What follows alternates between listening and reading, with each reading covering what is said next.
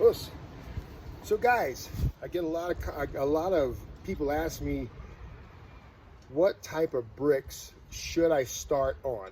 Okay, because a lot of people think when you break bricks, all bricks are the same, and that is not true by any means. It's like saying all baseball bats are the same, and it's not true at all. Each one has a different weight.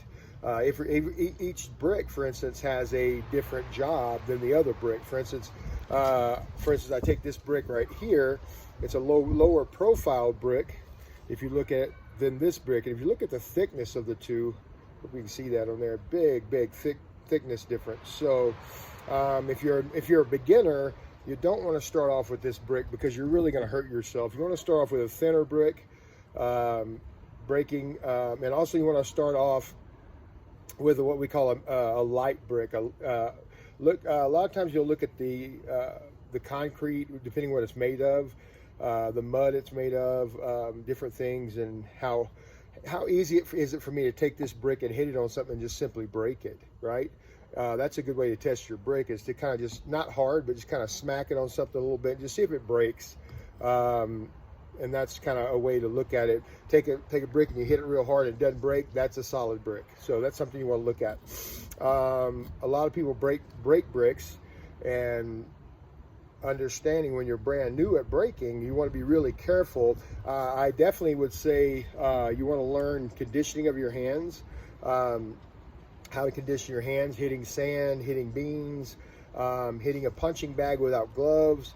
Again, you want to make sure that a lot of people think they're toughening their hands up or their body up, and what you're really doing is tearing yourself up. So you want to be really careful with what you're hitting. Really important that's to just start off. I'm gonna get this down here where you see. I would start off with something that has support under it. If you can see that, I have a supporting brick under this brick. And I would just start off just touching that brick. Make good solid hand, and just start touching that brick a few times, 10, 15 times a day for like a month. Just touching that brick for like a month each time you hit it. Just moving that brick, right? Once you feel better and you can feel like you can hit something a little harder, then you're going to move into your light brick. So your light brick, again, needs to be a brick. This is actually a medium brick here, but you want to try to get a light brick. This is actually a heavy brick here, so you can see the difference in thickness of the two bricks.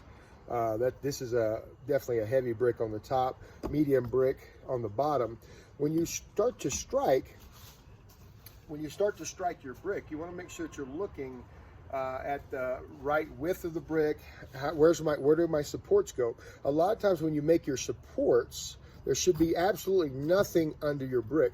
If you're going to stack bricks, then you need to stack them just a few centimeters apart, just not far. You don't want to get way up here, but just stacking bricks, you want to just get a few, to where it can drop a little bit. You always want your brick to be able to drop a little bit. That's really important. Hitting the brick, where do I hit the brick, Professor? I want to hit that brick right in the center of that brick. If I hit it on the supporting sides, I'm liable to hurt myself. If I hit it dead in the middle, it's probably going to break. What are the benefits? What are the benefits of breaking? Well, number one, your hands end up becoming like bricks themselves. Over time, your hands tend to break the calcium deposits and different things or get calcium deposits in them, and they get hard, really just like rocks. So that's one of the biggest benefits. Number two is the commitment of going through that brick. A lot of times you'll see people especially when they first start breaking, they'll hit really hard right until they get to the brick, and then they kind of slow down and nothing happens because there's that fear in the mind that I don't think I can really do this. Okay, so again, it's a mental part.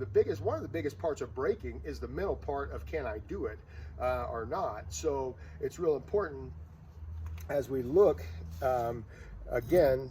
The mental part of this is really important as to can I break this brick or not. So when you make your first break, you want to think about going through the brick.